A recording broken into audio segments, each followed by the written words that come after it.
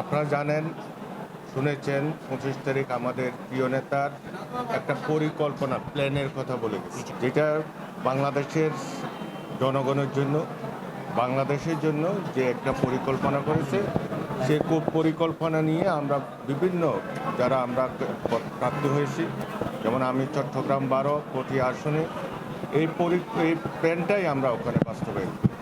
যেহেতু গত কয়েক বছর মানুষ ভোট থেকে বঞ্চিত হয়েছে, এখন যেটা আমরা দেখেছি প্রত্যেকটা এলাকায় গিয়ে মানুষের উৎসাহ উদ্দীপনার কোনো শেষ নেই। মানুষ কখন 12 ফেব্রুয়ারি আসবে ওই দিনের জন্য প্রতিজ্ঞায় আছে।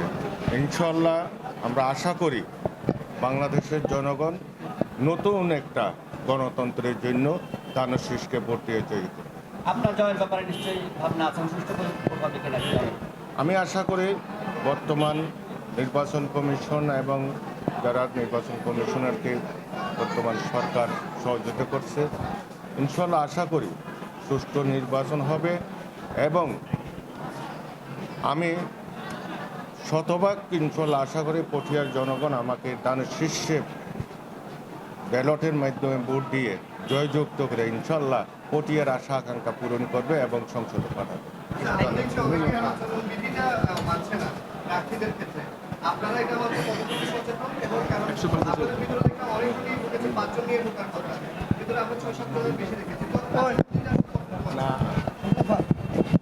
আমরা আচরণবিধি মেনে চলেই আজকে আমাদের হাজার হাজার লোক আসার কথা ছিল, কিন্তু কেউ আসে নাই। এখানে 5 জনের জায়গায় 6 জন লোক ঢুকছে, একজন বেশি ঢুকছে, তাও পারমিশন নিয়ে। এটা পারমিশন নিয়ে আমরা এখানে ডিসি সাহেবের ওখানে আমরা ঢুকেছি।